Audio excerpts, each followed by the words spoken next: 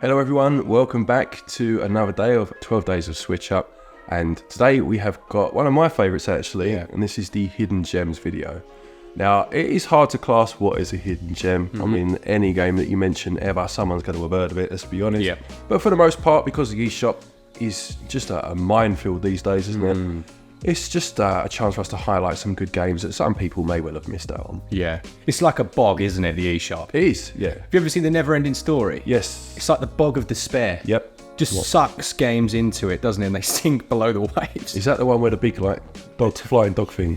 Yes. What's that flying dog? Put it in the comments. Leave that as your comment of the day. What's that thing called again? Yeah, a sad moment that, wasn't it? Oh, it's absolutely tragic. And there was a giant turtle in there. But anyway, we are going to look at some hidden gems today. And hopefully you're going to find something that you didn't know about. And if you don't, well, you know, there's always next time.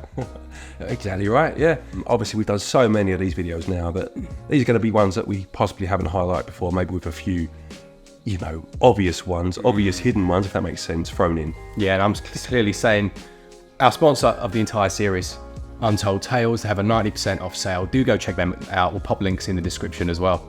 For sure. So which games have we picked then? Well, let's find out.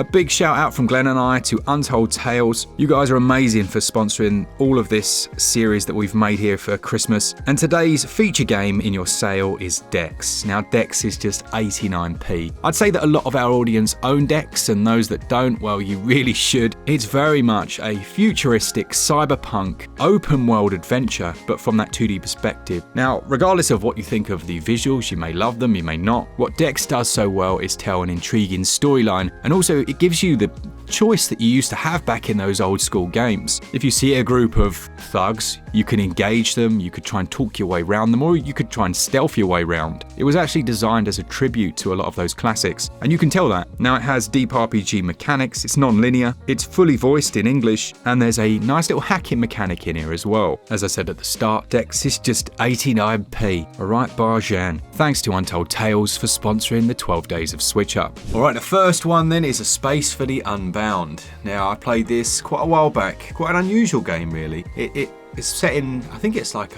Indonesia, or something like that. Yep. And you're basically almost taking on. It does that thing that like the game's like, I don't know how to pronounce this. Shenmue, is that how you say it? Shenmue, yeah. Shenmue. Yep. Does that kind of like almost like recreates the life of someone. Yeah. A little bit. Yeah, you know, yeah. and you think like, is this a game? So it does that a little bit, and then it twists and gets a bit weird, where there's like this whole like weird cat universe. I know it's as weird as it sounds. And it gets a bit Donnie Darko. But I just liked the kind of day-to-day aspects of it, not the big, more bombastic bits as the story progresses. I like that kind of normality, you know. There's some geezer who was always smoking and wants you to do something for him. Right, just yeah. weird little things, you know. Yeah, I seem to remember with this one, a lot of the promotion about it was around the idea of a day in the life of within, as you say, Indonesia in the 90s. I think I'm right in saying. Yeah. That was a big part of what they were going for, and obviously they've woven this, as you said, more bombastic story around it. Every time I see arcades in a game, it makes me happy now. Yeah, they are. It's a shame, really, isn't it? I mean, I don't know about other places in the world. Please do let us know if you've still got active arcades. But here we've got on the seafront, you know, in certain little seaside towns, you'll have arcades, but these days it's mainly slot machines and those 2p machines that you keep putting your money in until you eventually win. You know, you put £17 in and win 4p back. But, you know, with a few light gun shooters and stuff thrown in, but it's not like it used to be, is it? No, probably 'cause we're not quite like we used to be. We would be if we still had arcades. Yeah, we really would. Imagine those on your high street. There used to be one in our high street. Do you remember? It was the SEGA park. Yeah, no, where I grew up in North London, we had one as well. It was just, it was proper, you know. Proper. Next one we've got is Rain Code. That's not the full title, is it? It's Rain Code, Master Detective Archives. Something. That's it. It'll be on the screen, but. So this one was really, really good. I was very impressed. It starts out like a murder mystery on a train, and then you discover that different people have these different abilities. Yep. And you're trying to figure out how the murder happened based on these abilities and things. But it's a really strange and like unique intro, the way they did it. And then you arrive in this like city, and you're solving crimes. Yeah. You're solving all these different crimes. You like this because it's a bit like there's like different serial killers kind of thing. Yeah. Yeah. But I thought it was really good, actually. You've got this. It does do the Persona thing a little bit. Right. You know, like you've got your base on a boat and stuff. Like that's your hangout. Yeah, yeah. You know, and you've got all these, again, slightly unusual characters joining you along for the ride. Now, I understand that this is one of a series or is part of another series. Okay. Or at least, I think they're so closely linked to something like Danganronpa. Oh, I think it was the creative team. Yes. It shares a lot of the creative team. Something or like that. Creative team, which is a series I've really enjoyed, by the way.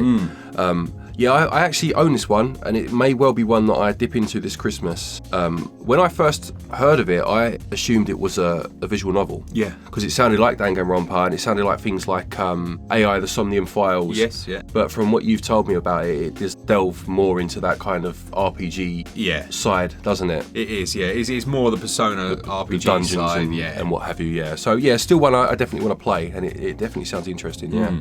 Next then we have a little 3D platformer called Lunistice, which I believe came out kind of back end of last year. It was towards the end of last year. Only about £5 to pick up, you know, and you basically play kind of atop the ground, you know, you're on tracks in the sky and you just have to make your way across the levels, very much in the style of those, mid to late, I say mid-90s 3D platformers, you know, when they started to become a thing. Reminds me very much of a PlayStation game, more so than, say, an N64 game at that time in terms of how the 3D works, the 3D platforming works. Quick, you know, you have to get across, constant pitfalls because you're up in the sky, enemies to try and get past, collectibles to find. Really quite an enjoyable game if you've got any sort of affinity for that time and those early 3D platformers, or if you just want something cheap and cheerful. Yeah, it's a lot of fun to play. You can finish it in a couple of hours. Maybe even say an hour, but there are, you know, those collectibles to go for. There are levels that you wouldn't have unlocked necessarily, and I think I'm right in saying actually there's a whole world at the end that you can only unlock by doing certain things, so there's definitely some replay value there. Oh, nice. So is it got like a story or anything, or is it just straight up into the platforms? Yeah, I mean, it has a story, but as much as they ever had stories, do you know what I mean? It's a means to an end. It's just to get you there and get you going. I can't say that I took much notice of the story, but my enjoyment wasn't diminished for not doing so at all, you know. It's just we said the other day about 3D platformers, they don't really exist so much anymore, you know, and companies do struggle to recreate it. This way of doing it, which is one I didn't experience much because I didn't have a PlayStation, on the N64, 3D platforms were a bit more open world, for want of a better way of saying it. This is very much linear platforms done in a 3D style. Nice. And it was great. I really enjoyed it, you know. Cool. Yeah, nice. I have to check that one out. Then we've got Bomb Rush Cyberfunk. And this might be in another list as well at some point because it does multiple things really. And this one is basically Jet Set Radio 2. Yeah. You know, not made by SEGA. But yeah, that's as close as you could possibly put it. You're basically on a quest to try and find someone who's done you some harm, and you can use your skates or your bike or all your different things. We were literally chatting about this, weren't we, yesterday? We were, as you say, for another list. Yeah, for another one. And it's just so slick and smooth, and I do like that kind of. Is this cell shaded? We said that's like or like low poly. I don't even know how you I would say describe it's it. more cell shaded. It's going for that kind of Dreamcast era. Yeah, isn't it? So yeah, more cell shaded. Yeah, it's good. There's little quests in there, like you have to beat people at a routine. So they'll do like a grinding on like 4 balls and then do a few flips and stuff, and you have to copy it. Like they did that back a lot back in the day, didn't they? Of different things. But also you can try and go for the highest scores, and you can keep your multipliers going again, like something like Tony Hawk's, by doing like a manual in the middle and then carrying it on. Oh, nice. Yeah. And you end up with these ludicrous scores. And I thought it was really good. And then the way they did the boss fights as well, because there are like full-on boss fights. I thought it was impressive how they tied it all together. So yeah, I'd say Bomb Rush Cyberfunk is definitely one to add to your little collection if you like this style. Nice one. Okay. Next game then, very different to the last. It's Ken Follett's Pillars of the Earth.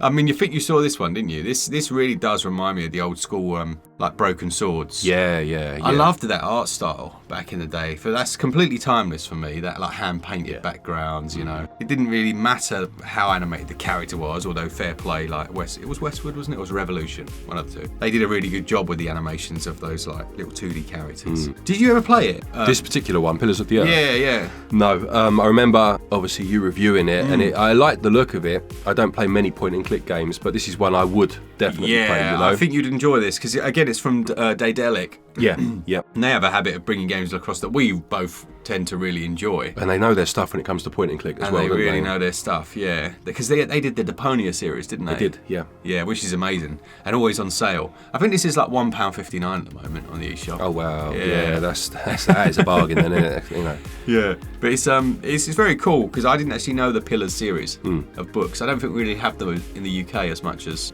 European countries. Because it was one where everyone was like, "Oh, it's the Pillars trilogy," and I was like, okay. But from what I understand, it tells the same story, and again, from what I understand, is it does a good job of actually recreating that kind of book feeling. You know? Yeah, and from as far as I understand it, at least, it does that thing which I really do enjoy when they take a source material and then obviously based on your actions, it could well deviate away from that story, but it almost tells a new tale based on where you go. You know? Yeah, it's very cool. Right, next we've got one called Tin Hearts, which is a game I played this year. I would definitely class this as a little bit of a hidden gem. It's a bit rough around the edges, but in terms of what it does, it's basically like a 3D Lemmings, you know, where you have your little tin soldiers and you need to get them to the toy box. But you can actually walk around the level. You're like the toy maker. Right. And there's a story that's playing, you kind of see it silhouetted, or not so much silhouetted, but you know, like almost like apparitions of what's happened in the past, evolving your daughter and you know, growing up and being this toy maker.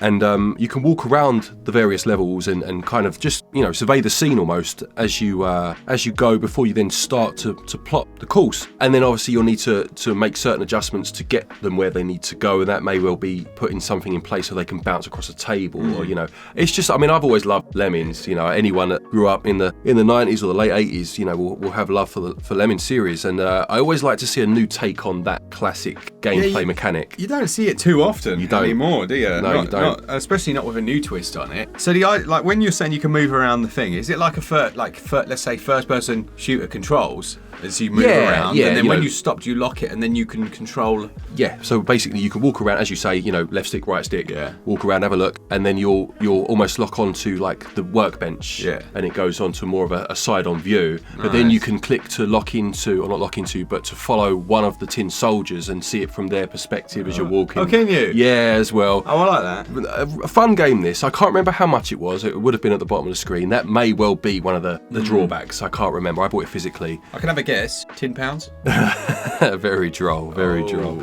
But one for certainly for a sale, I would say. Nice, lovely. Yeah, you've mentioned it a couple of times, and I have always wanted to check it out. I think I would really enjoy it. Yeah. But now that I understand the way that you kind of control yourself, I like the idea of the 2D and the 3D. Yeah, mixed together. Yeah, I like that. I like that. All right, next up then we have Vernal Edge. Now you might have seen this one, Glenn. It was the mixture of the Metroidvania and the moving around in the airship. Oh yeah. And it was one where, like, a really small team. This I was chatting to the fella, and he just couldn't believe the reception he got. You know, he was like, "Oh my goodness," because I think very often these little indies, they release their games, especially in something like Metroidvania. It's a saturated market, isn't it? For sure, yeah. And they don't expect anything really. You know, they kind of. I don't think there's It can be. I think it can feel quite a hopeless thing releasing a game these days. You know, because it's like feels like luck. It feels like chance to succeed almost. It does. But I do think on top of that as well is if a game's really good in everything it does, that can certainly help, can't it? Yeah, it definitely helps. It definitely helps. But yeah, there is so much that goes into it. I mean, just silly things like your thumb now on the eShop, if it's a digital release. Obviously, like the box art back in the day, if it was on a shelf, it can do so much to draw you in, can't it? You know? Absolutely, yeah. So this is really cool. I love that mixture of the older, almost like PS1 style graphics in the airship, and the Metroidvania part was very good. I do find with these kinds of games, it can get a bit like confusing because you gain your new ability on one island, and then you're like, where was I? You know, where do I go back to go and use it, kind of thing. And I'm not gonna lie, it was a couple of times when I was a bit stuck, but overall, I was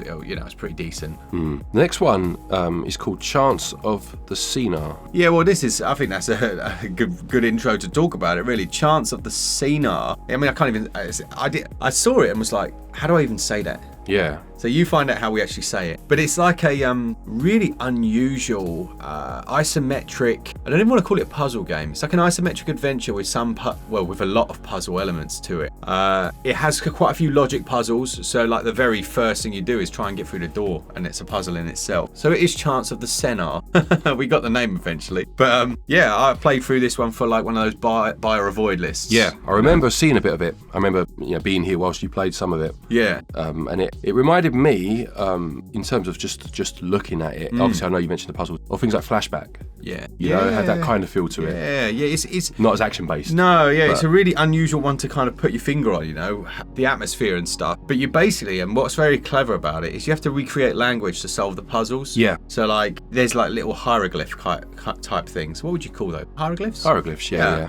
And you're trying to figure out the meanings of them. You can only do that by like, well, it's like lateral thinking essentially. You know, like the first one I said is a door. Yeah. So one of them has to mean open, one has to mean closed. And once you've learned that, then you take that knowledge to the next puzzle. And I thought that was really clever. It does help you out. Like it does, as you've used it and done it right, you know, then that's kind of locked in and you've got that word for future. But yeah, really, really good game this. And then does that thing where it manages to not hit you with a load of waffle, but still tell a good story. Yeah. You know, it's just like, oh look, visual storytelling, happy days. I think that's this one epitomises a hidden gem, doesn't it? Because if you look at it, I remember reading the blurb for this for the upcoming for that particular week, obviously, and just being intrigued but completely baffled by what on earth you actually had to do.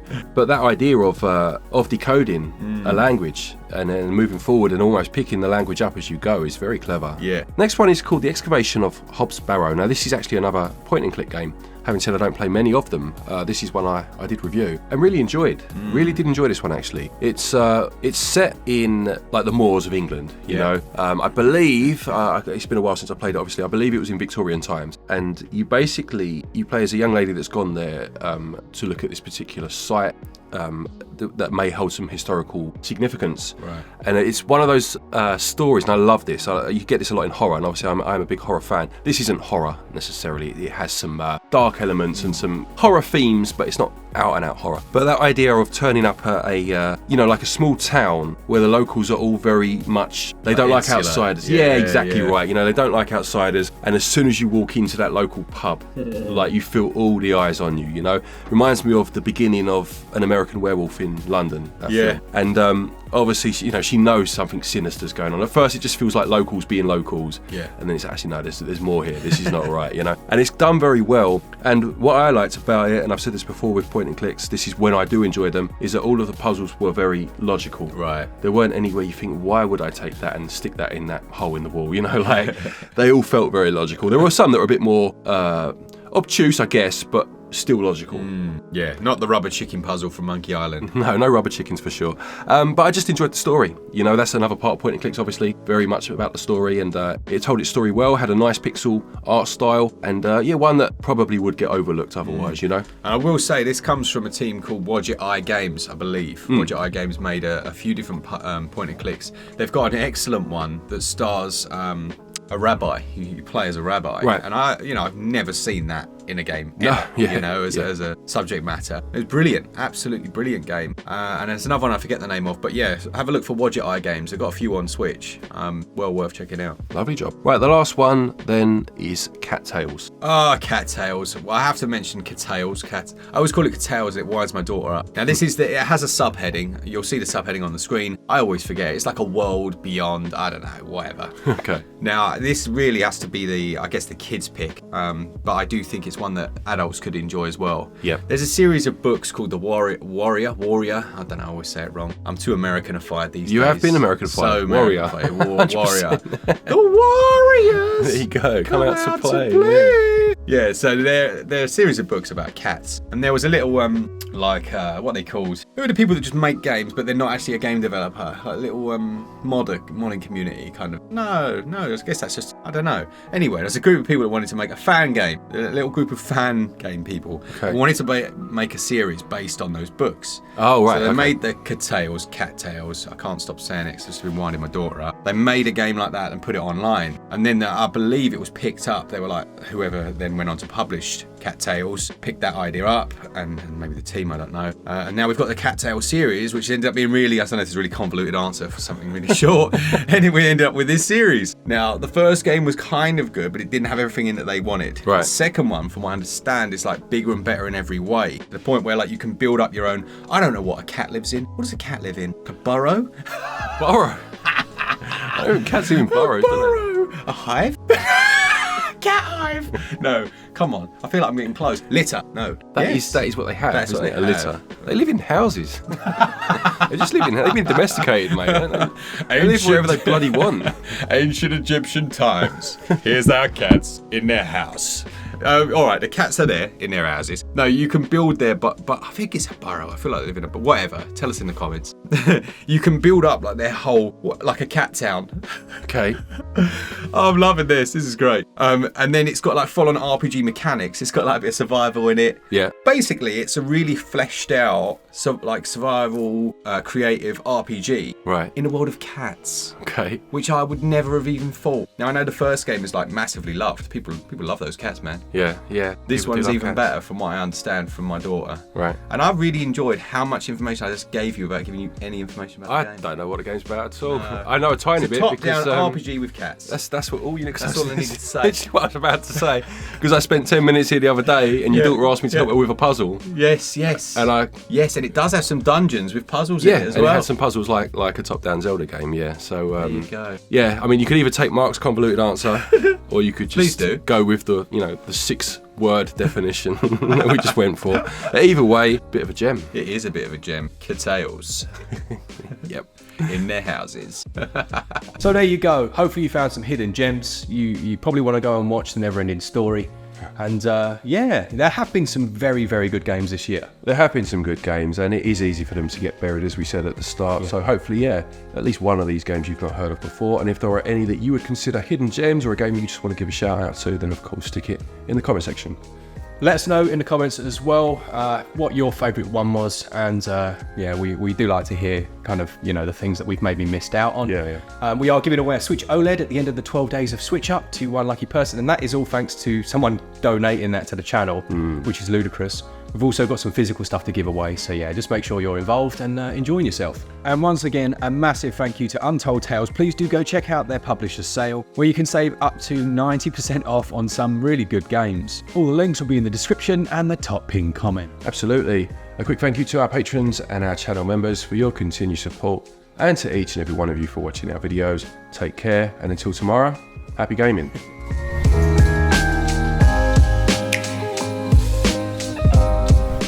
Nice jumper. It's alright, isn't it? Yeah, really nice. Cockerel, that is. It was named after a guy called... What Harry Hotspur was his? That was his name. I was going to try and remember it. It was going to come out as something ridiculous. He was going to be called Sebastian. Sebastian Cockerel. Crab, isn't he? Boy. It's a crab. Sorry, interesting games. Hidden gems. Oh, hidden games. Hidden games. Hidden gems are excellent gems. They are. Yeah. Gems. They shine brighter, like the sun. All right, Jared. I was just checking, seeing you okay. All right.